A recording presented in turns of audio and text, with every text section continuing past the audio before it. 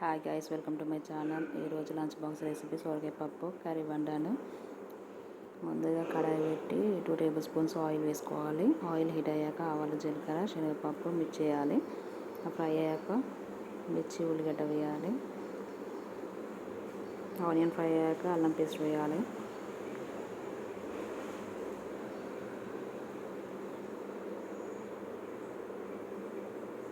తర్వాత 1 table spoon పసుపు వేసుకోవాలి.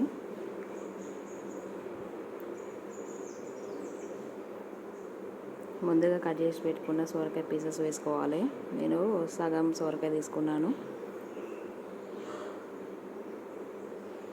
పీసెస్ అని వేసుకోవాలి. అలాగే ఒక బౌల్లో చిన్న కప్పు పెసరపప్పు ఒకసారి కడిగి నానబెట్టి పెట్టుకోవాలి. పక్కన 2 మినిట్స్ కలపాలి.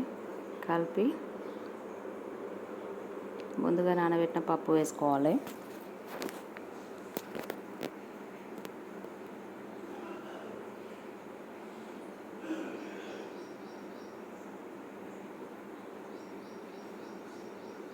పప్పు వేసి ఒకసారి కలపాలి.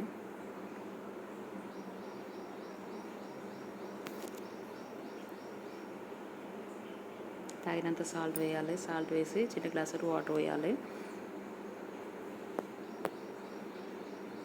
ధనియాల పొడి, కారం కూడా వేయట్లేదు, మిర్చి వేసాను కదా, సరిపడా వేసాను.